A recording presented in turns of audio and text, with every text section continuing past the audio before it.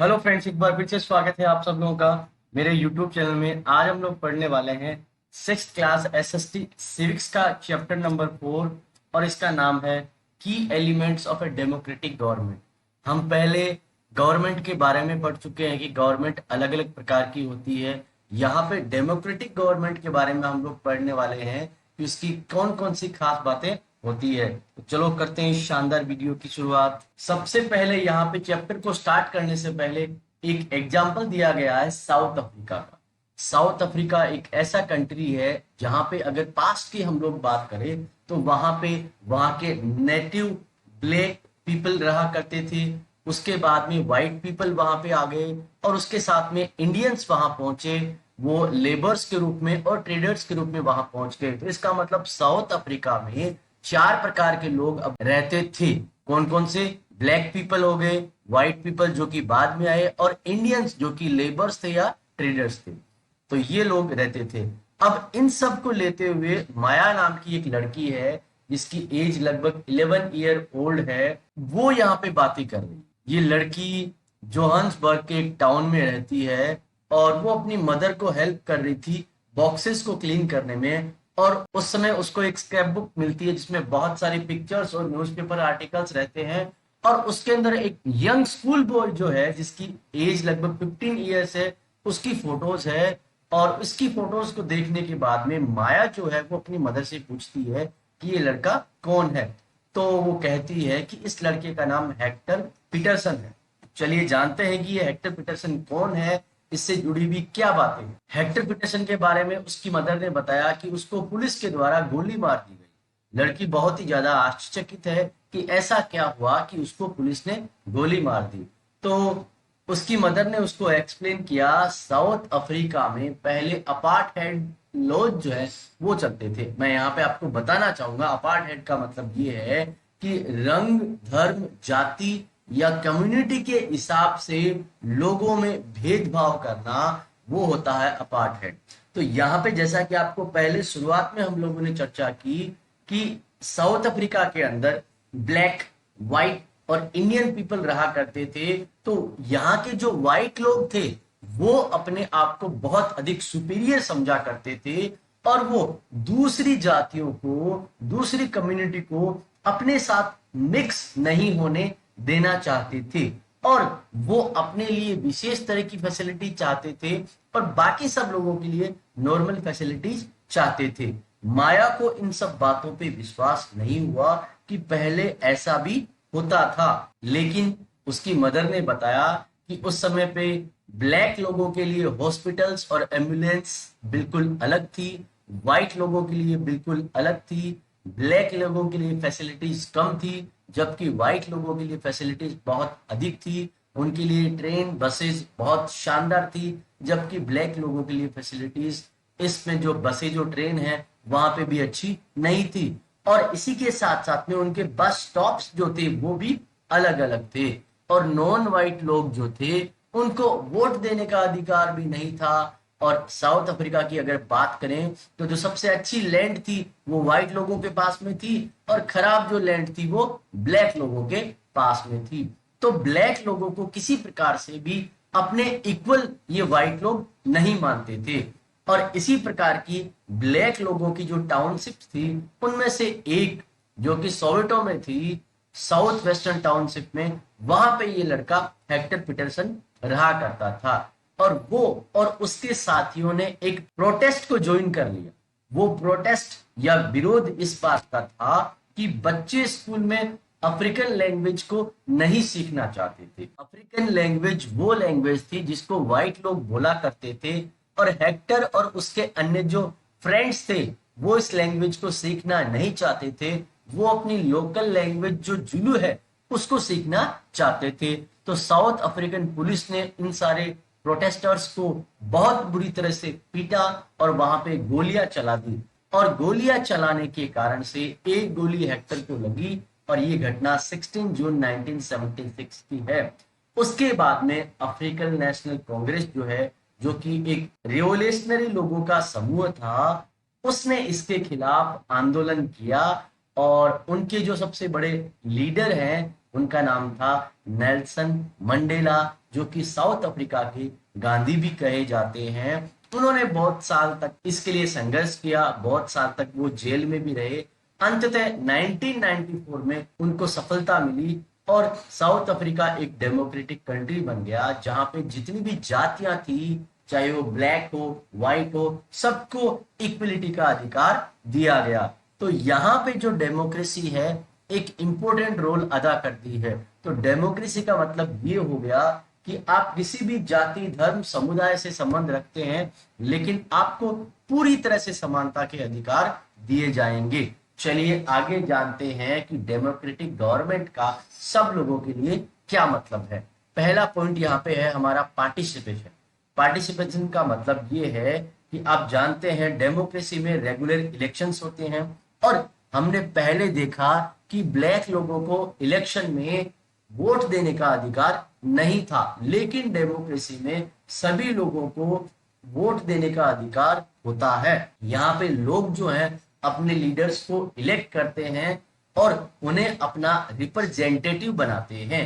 इससे क्या होता है, ये जो लीडर्स होते हैं वो लोगों के बिहाफ पे कुछ रूल्स एंड रेगुलेशंस को बनाते हैं, और जैसे कि उन्हें लोगों ने चुना होता है, तो जब भी वो रूल्स एंड रेगुलेशंस बनाते हैं तो लोगों की चॉइस को और उनके इंटरेस्ट को वो हमेशा ध्यान में रखते हैं। जितनी भी गवर्नमेंट्स होती है वो फिक्स पीरियड्स के लिए होती है, और इंडिया की अगर हम लोग बात करें तो इंडिया में 5 इयर्स के लिए गवर्नमेंट को इलेक्ट किया जाता है।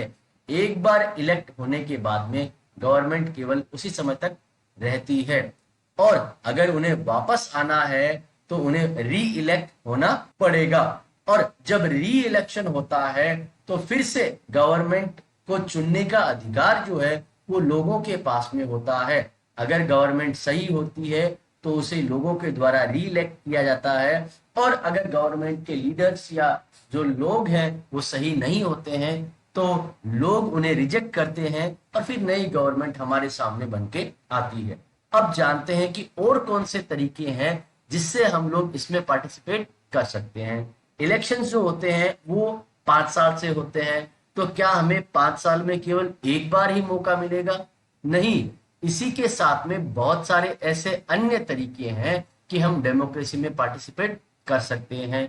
हम क्या कर सकते हैं, गवर्नमेंट की कोई भी ऐसी योजना हो, कोई भी ऐसा रूल एंड रेगुलेशन हो जो हमें पसंद नहीं है, तो हम उसको क्रिटिसाइज कर सकते हैं। ऐसा ही अगस्त 2005 में हुआ था, जब एक पर्टिकुलर गवर्नमेंट ने इलेक्ट्रिसिटी के जो चार्जेस हैं वो बढ़ा दिए थे, और लोगों ने इसका बहुत अधिक विरोध किया, रैलीज निकाली, सिग्नेचर कैंपेन चलाए। गवर्नमेंट ने अपने डिसीजन को डिफेंड करने का प्रयास किया, लोगों को एक्सप्लेन करने का प्रयास किया, लेकिन अंततः गवर्नमेंट को झुकना पड़ा, और ये जो इंक्रीमेंट था इलेक्ट्रिसिटी के चार्जेस में, इसको वापस लेना पड़ा।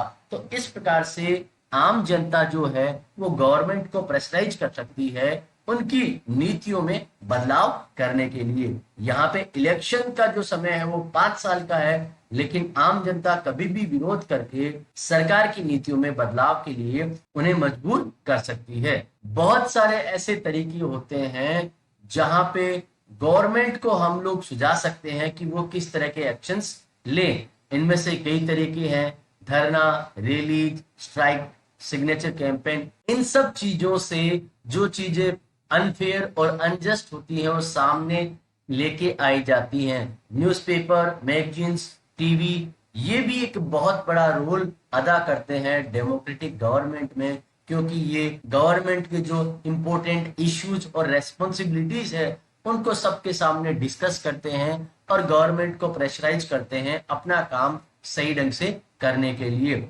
जैसा कि आप जान चुके हैं कि डेमोक्रेसी में लोगों का बहुत बड़ा रोल होता है, लेकिन वास्तव में सारे लोग ऐसा नहीं कर पाते हैं। बहुत बार लोगों को सोशल मूवमेंट्स चलाने पड़ते हैं अपने अधिकारों को प्राप्त करने के लिए। माइनॉरिटी कम्युनिटी के लोग, दलित, आदिवासी, वुमेन और भी अन्य कई बार इस प्रकार के तरीके से गवर्नमेंट के कामकाज में भाग ले पाते हैं या अपनी इच्छाओं को जाहिर कर पाते हैं। अगर एक देश के लोग अलर्ट हैं और उनको ये पता है कि हमारी कंट्री किस हिसाब से चल रही है और हमारी डेमोक्रेसी अगर सही दिशा में जा रही है तो ये जो गवर्नमेंट रहेगी और ये जो कंट्री रहेगी ये बहुत अधिक पावरफुल हो जाएगी। अगली बार आपके सामने से कोई भी रैली गुजरती है तो आप जरूर उस पर ध्यान दीजिए कि वो रैली किस लिए है, किस बारे में है और वो किस कारण से है। अब आगे जानते हैं कि हमारे बीच में कई बार कॉन्फ्लिक्ट या विवाद होते हैं, उनको हम लोग किस तरह से रिजोल्व करते हैं और क्यों उन्हें रिजोल्व करना चाहिए। माया की कहानी में आप लोगों ने पढ़ लिया है कि कई बार वॉयलेंस होता है लोगों के द्वारा और उसमें डेथ भी हो जाती है, लेकिन किसी भी ग्रुप को, किसी भी गवर्नमेंट को ये अधिकार नहीं है कि वो किसी भी प्रकार की फोर्स को यूज करे किसी भी प्रकार के प्रोटेस्ट को रोकने के लिए। अक्सर अलग अलग प्रकार के जो कल्चर, रिलीजन, रीजन और इकोनॉमिक बैकग्राउंड के लोग जो आते हैं उनमें कन्फ्लिक्ट होना स्वाभाविक है और उनके साथ डिस्क्रिमिनेशन भी हो सकता है। तो इस कारण से लोग जो है वो वॉयलेंट हो सकते हैं और इसी के कारण से फियर और टेंशन जो है वो चारों तरफ फैल सकता है। अब गवर्नमेंट की ये जिम्मेदारी बनती है कि इस प्रकार के जितने भी कॉन्फ्लिक्ट्स हैं उनको सुलझाए और इसी प्रकार के कॉन्फ्लिक्ट्स के बारे में हम लोग आगे पढ़ने वाले हैं कि गवर्नमेंट इसमें क्या करती है। रिलीजियस प्रोसेशंस होते हैं वो कई बार इस तरह के कॉन्फ्लिक्ट्स को जन्म दे देते हैं। कई बार आप लोगों ने देखा होगा कि किसी भी रिलीजियस प्रोसेशन का एक विशेष रास्ता होता है और वहां पे अन्य समुदाय के लोग जो रहते हैं वो उन्हें डिस्टर्ब करने का प्रयास करते हैं। इस समय पे गवर्नमेंट जो है पुलिस और प्रशासन का साथ लेके इस प्रोसेशन को शांतिपूर्वक तरीके से जारी रख पाती है। ये उनकी जिम्मेदारी रहती है कि किसी प्रकार का कोई भी विवाद ना हो। कई बार रिवर्स जो होती हैं वो भी स्टेट्स के बीच में विवाद का कारण बन जाती है, जैसे कि हमारी कावेरी रिवर है। हमारी जो कावेरी रिवर जो है वो एक स्टेट से शुरू होती है, दूसरे स्टेट में बहती है और तीसरे स्टेट में जाके एंड होती है और इसी के कारण से इसके पानी को लेकर कर्नाटका और तमिलनाडु में हमेशा विवाद रहता है। अब एक डैम जो बना हुआ है वो कर्नाटका में बना हुआ है, दूसरा डैम जो बना हुआ है वो तमिलनाडु में बना हुआ है, लेकिन दोनों जो डैम हैं और वहां के जो दोनों के जो लोग हैं उनमें इस बात को लेके हमेशा विवाद रहता है कि किसको कितना पानी मिलना चाहिए। और जब ये विवाद बढ़ा तो सेंट्रल गवर्नमेंट को इसमें दखलंदाजी करनी पड़ी और ये देखना पड़ा कि दोनों स्टेट्स को बराबर मात्रा में या सही मात्रा में पानी सप्लाई किया जा सके। इक्वलिटी और जस्टिस के बारे में हम लोग पढ़ते हैं। डेमोक्रेसी की सबसे इंपॉर्टेंट बात होती है इक्वलिटी और जस्टिस। अगर डेमोक्रेटिक गवर्नमेंट में सबको इक्वलिटी या समानता और जस्टिस नहीं मिलेगा तो वो पूरी तरह से डेमोक्रेटिक गवर्नमेंट नहीं होगी। माया की स्टोरी में आपने पढ़ा कि किस प्रकार से हेक्टर नाम के बच्चे को मार दिया गया।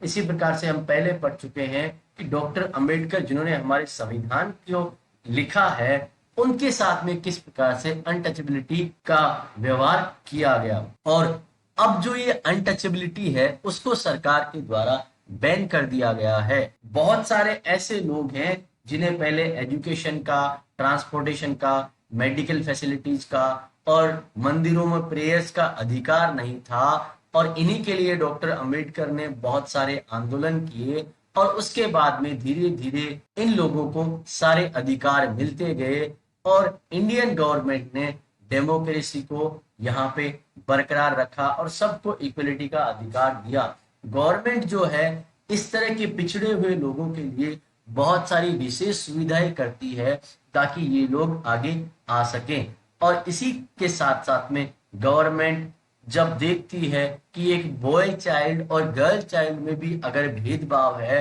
तो वो गर्ल चाइल्ड को आगे लाने के लिए बहुत सारी ऐसी नीतियां बनाती है ताकि गर्ल चाइल्ड और बॉय चाइल्ड है उनको भी इक्वलिटी का अधिकार मिले, उनको भी जस्टिस का अधिकार मिले।